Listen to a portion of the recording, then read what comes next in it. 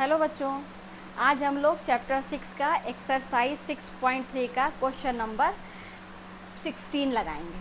ठीक है, अब देखिए 16 में क्या है।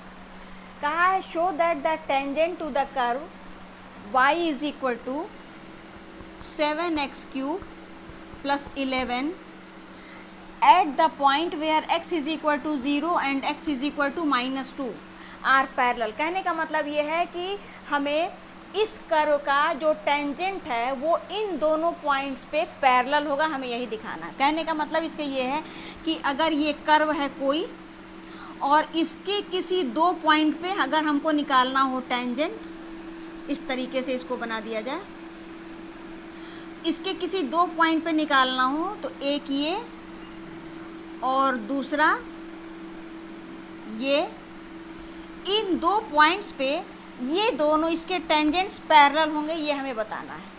ठीक है, x इज इक्वल टू 2 और x इज इक्वल टू -2, यानी इसको इस तरीके से बना लीजिए।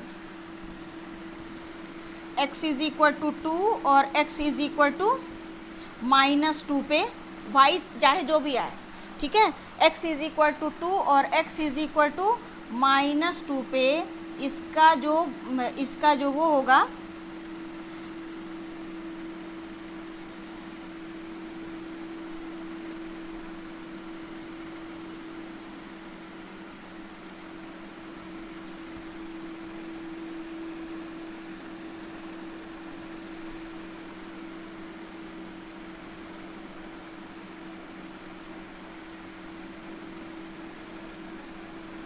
ये x इज इक्वल टू 2 है,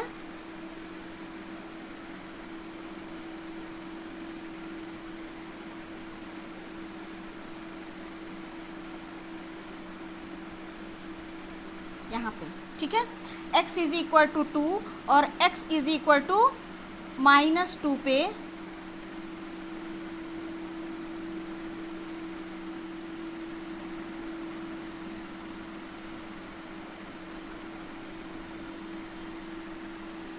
x इज इक्वल टू 2 ये है और x इज इक्वल टू -2 पर y जो भी हो इसका कोई मतलब नहीं है। x इज इक्वल टू 2 और x इज इक्वल टू -2 पे पैरेलल है। वास्तव में क्या होता कि अगर ये दोनों लाइन पैरेलल होती हैं तो इनका ddx, इनका dy/dx और इनका dy/dx, यानी कि दोनों का m1 is equal to m2 होता है, m1 is equal to m2, ये हमें पता है। तो dy/dx at x is equal to 2 और dy/dx at x is equal to -2 पे अगर इक्वल हो जाए, इसका मतलब ये दोनों लाइन क्या होंगी, पैरेलल होंगी। अब आपको अभी पता चलेगा कि x इज इक्वल टू 2 ही क्यों रख रहे हैं, y की वैल्यू क्यों नहीं निकाल रहे हैं। अगर y, अब देखिए, अभी बताते हैं। अब इसको क्या किया जाए, डिफ्रेंशिएट कर दिया, यानी dy/dx निकाला जाए। dy/dx is equal to 21x²। Clear हुआ। अब इसमें चूंकि x है तो dy/dx वैसे क्या होता है, जनरली dy/dx एट x1y1 या x1y1, ठीक। लेकिन जब इसमें y का तो कोई फंक्शन ही नहीं, y तो है ही नहीं इसमें केवल x है, तो इसमें y की कोई ज़रूरत ही नहीं। तो जब y की कोई ज़रूरत नहीं है तो हम लोग y को निकालें ही क्यों। वैसे हम लोग y की वैल्यू निकालने के लिए क्या करते हैं, x इज इक्वल टू 2 इसमें रख देते, तो एक बार y की वैल्यू आ जाती, x इज इक्वल टू -2 रख देते तो दूसरी बार y की वैल्यू आ जाती। लेकिन इसमें कोई ज़रूरी नहीं है निकालना, क्यों, क्योंकि इसके राइट साइड में y है ही नहीं है।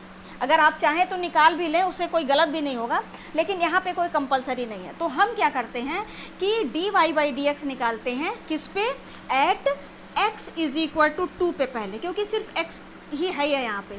तो हम लोग लिखेंगे 21 इंटू 2 का square is equal to 21 into 4, 4 1 जार 4, 4 2 जार 8, यानी इसका dy/dx कितना आ गया, 84।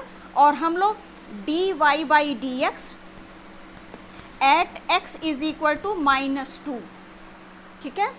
x इज इक्वल टू -2 पे क्या हो जाएगा, इसी में रखते हैं 21 इंटू -2 का whole square is equal to 21 into 4 is equal to 84। अब चूँकि dy/dx at x is equal to 2 is equal to dy/dx at x is equal to -2 are equal, therefore since this is equal to this, therefore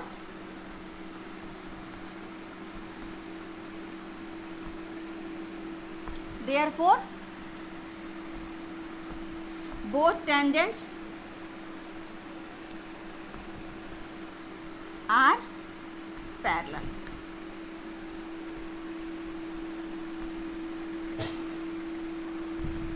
clear हुआ आप लोगों को? मेरे ख्याल से clear हो गया होगा. Next,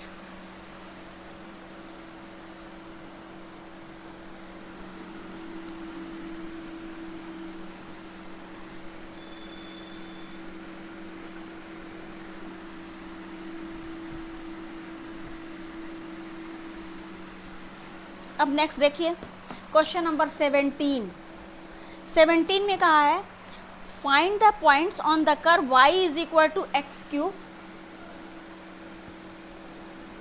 find the points at curve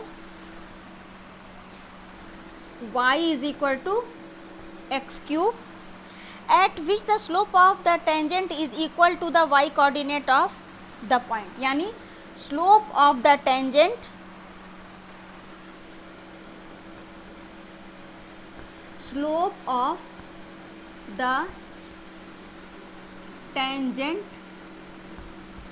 is equal to y coordinate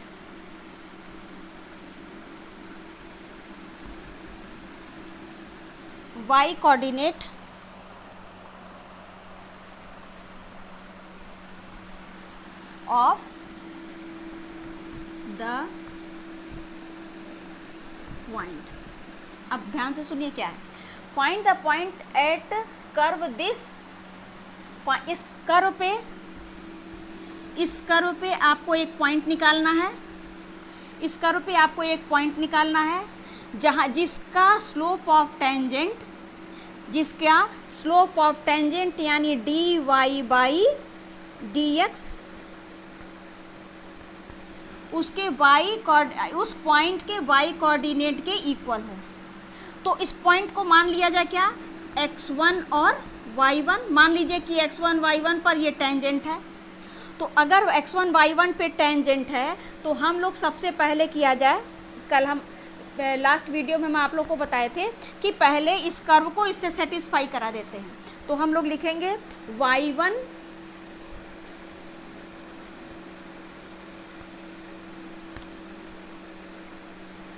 satisfying equation of curve by point x1 y1 we get क्या हो जाएगा, y1 is equal to x1 cube. इसको बना दिया जाए 1. ठीक. अब हम लोग इसका क्या करेंगे, इसका dy बाई dx निकालेंगे. तो dy by dx is equal to again y is equal to x cube या dy by dx is equal to 3x square या dy by dx at x1 y1, क्योंकि x1 y1 पे ही हमें tangent निकालना है, tangent point है वो. तो eight x1 y1 is equal to 3 और x की जगह पे x1 स्क्वायर. अब देखो क्या कहा है, स्लोप ऑफ द टेंजेंट यानी this is equal to y coordinate of the point यानी y1. यानी हम लोग लिख सकते हैं कि ये स्लोप ऑफ द टेंजेंट है, ये टेंजेंट का स्लोप होता है हमें पता है, और टेंजेंट का जो स्लोप है वो किसके इक्वल है, y coordinate of the point. यानी कि y कोऑर्डिनेट, इस पॉइंट का y कोऑर्डिनेट क्या है, y1. Given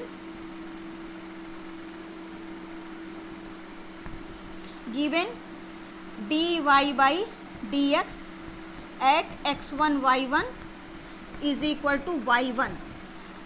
Slope of the tangent is equal to y coordinate of the point, और dy by dx is equal to क्या है, 3 x1 square is equal to y1, ये हो गया।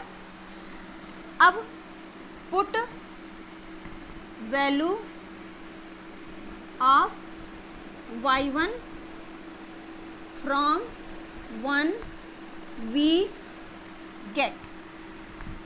अब क्या गेट होता करते हैं हम लोग, देखिए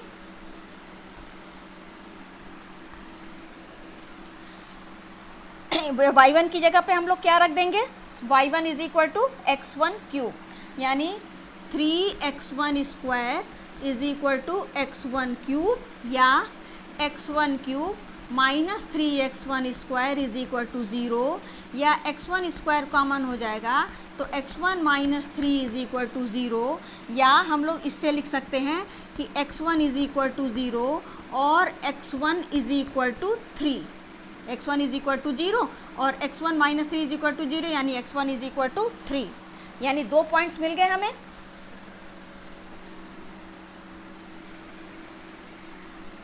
ठीक है, अब हम लोग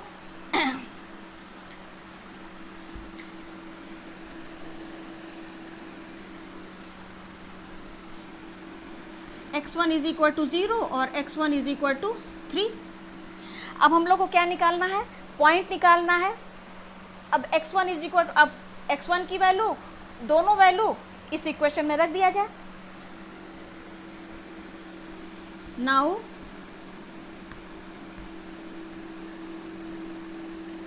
put value of x1 in 1 we get, क्या हो जाएगा, y1 इज इक्वल टू, जब x1 इज इक्वल टू 0 रख रहे हैं, at x1 is equal to 0, x1 is equal to जब इसमें 0 रखेंगे तो y1 इज इक्वल टू क्या आ जाएगा, 0।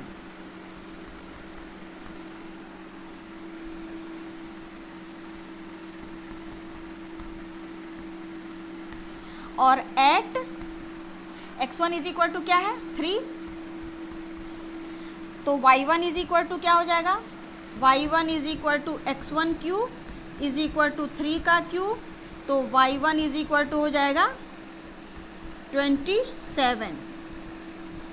तो पॉइंट्स आर क्या हो जाएगा,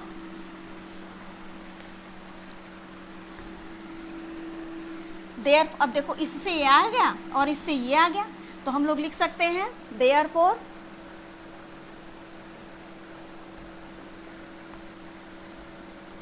पॉइंट्स आर क्या, x इज इक्वल टू 0 पे y1 इज इक्वल टू 0 आया, और x1 इज इक्वल टू 3 पे y1 is equal to 27। Clear हुआ? मेरे ख्याल से आप लोग क्लियर हो गया होगा। अगर नहीं क्लियर हुआ होगा तो कमेंट बॉक्स में बताइएगा, हम आपको एक बार फिर से एक्सप्लेन करने की कोशिश करेंगे।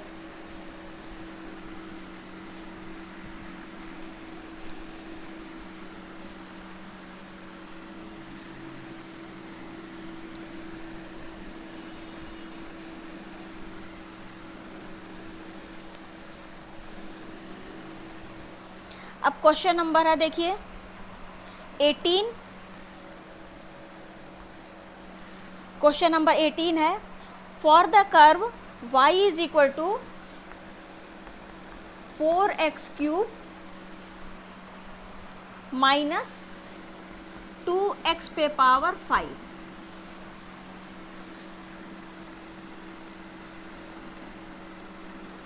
Four x cube minus 2x पे पावर 5। ठीक, ये इक्वेशन ऑफ कर दिया हुआ है।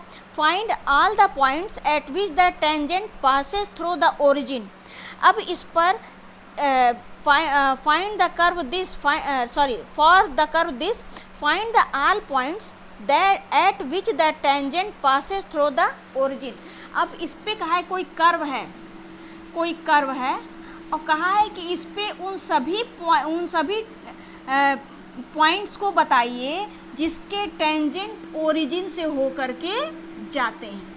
जैसे इस पॉइंट पे टेंजेंट ओरिजिन से गया, इस पॉइंट पे टेंजेंट ओरिजिन से गया, और भी कोई पॉइंट अगर ऐसा होगा तो उससे भी ओरिजिन से अगर चला गया, तो उन सभी पॉइंट्स को हमको बताना है। ठीक, तो देखिए हम लोग क्या किया जाए, सबसे पहले हम लोग इसको कर लेते हैं dy by dx is equal to 12x square minus 10x पे पावर 4।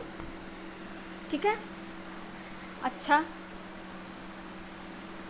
अब आपका हो जाएगा इक्वेशन ऑफ टेंजेंट, ये हो जाएगा इक्वेशन ऑफ ओरिजिन मतलब 0 0, यानी जो भी टेंजेंट होगा वो कहाँ से होके जाएगा, 0 0 से होकर के जाएगा। क्लियर हुआ? तो equation of tangent is equal to क्या होता है, y minus y1 is equal to dy by dx at x1 y1 x minus x1। अब अगर ये इक्वेशन जो टेंजेंट का, ये वैल्यू बाद में भी हम लोग रख सकते हैं। ठीक है। अब जो इक्वेशन ये टेंजेंट का है, ठीक है, ये कहाँ से होके जा रहा है, ओरिजिन से होकर के जा रहा है। ओरिजिन का मतलब क्या कि जब भी कोई लाइन, जैसे मान लीजिए कि y is equal to 3x plus C है, तो अगर ये लाइन ओरिजिन से होके जा रही है तो x और y की जगह पे हम लोग क्या रखते हैं, 0 0। तो 0 is equal to 0 plus C, यानी c is equal to 0। x की जगह 0, y की जगह 0। तो ठीक उसी तरीके से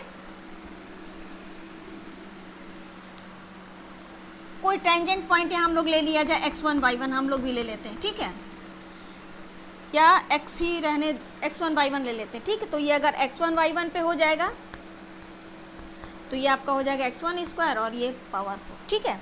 अब हम लोग इसको लिख सकते हैं x और y की जगह क्या हो जाए, चूंकि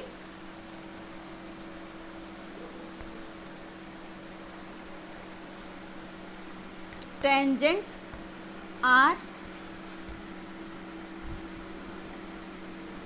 passing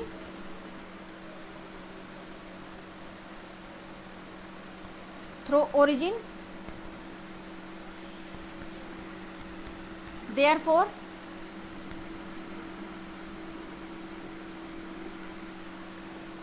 equation of tangent क्या हो जाएगा, y की जगह क्या रखा जाएगा, 0 minus y1 is equal to dy by dx at x1 y1 x minus x की जगह क्या हो जाएगा, 0 माइनस y1, 0 माइनस x1। ठीक। अब इसकी वैल्यू हम लोग रख देंगे यहाँ पे, कितना हो जाएगा, minus y1 is equal to dy by dx at x1 y1 is equal to क्या हो जाएगा, 12x1 स्क्वायर माइनस 10x1 पे पावर 4। ठीक है, और माइनस x1 माइनस x1। अब ये आपका हो जाएगा माइनस माइनस से माइनस से कैंसिल हो जाएगा। अब हम लोग लिख सकते हैं y1 is equal to 12x1 cube minus 10x1 पे पावर 5। ठीक। अब चूँकि इस कर्व पे ही ये पॉइंट x1 y1 है, तो x1 y1 से इसको भी सेटिस्फाई कराने पर इसको बना लिया जाए 2।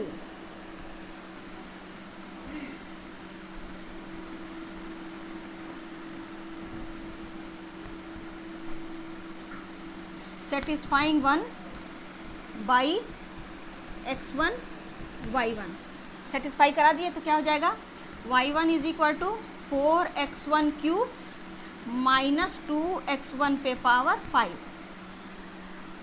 इसको बना दिया जाए 3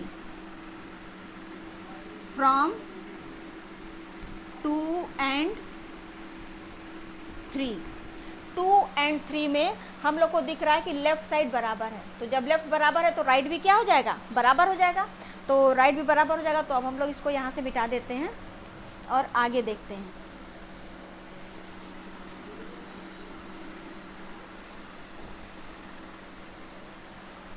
क्या हो जाएगा, 2 और फ्रॉम 2 एंड 3 से क्या हो जाएगा, y1 की जगह पे रख दिया जाए 4x1 क्यूब माइनस 2x1 पे power 5 is equal to 12x1 cube -10x1 पे पावर 5। ठीक, सेम को एक पास सबको दाहिने तरफ ला दिया जाए तो हो जाएगा 12x1 cube -4x1 cube -10x1 पे पावर 5 प्लस 2x1 पे पावर 5। ये आपका हो जाएगा 8x1 cube is equal to 0। 8x1 cube -8x पे पावर 5 इज इक्वल टू 0, या x1 क्यूब -x1 पे पावर 5 इज इक्वल टू 0, या x1 क्यूब कॉमन ले लेंगे तो 1 - x1 square is equal to 0। ठीक है, यानी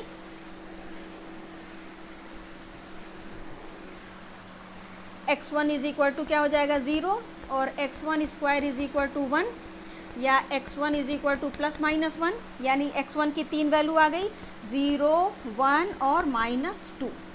अब इसको पुट दिस इन 1 में पुट कर दीजिए, तो 1 जो आपका पिछला था, ठीक है, तो इसको जब पुट दिस इन 3, तो एक बार पुट करेंगे x1 की value 0, x1 is equal to 0 पे y1 इज इक्वल टू 0 आ जाएगा, x1 इज इक्वल टू 1 पे y1 इज इक्वल टू 2 आ जाएगा, x1 इज इक्वल टू -2 पे y1 is equal to -8 plus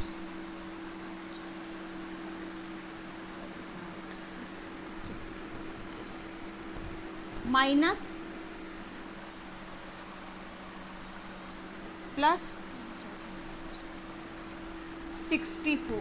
ठीक है, इज इक्वल टू कितना हो जाएगा 230, y1 इज इक्वल टू 32। यानी आपका 3 कोऑर्डिनेट्स आएंगे। क्या क्या 3 कोऑर्डिनेट्स आ जाएंगे? एक तो 0 0, दूसरा 1 2, तीसरा -2 और 32। ये 3 पॉइंट्स ऐसे होंगे। ये एक मिनट,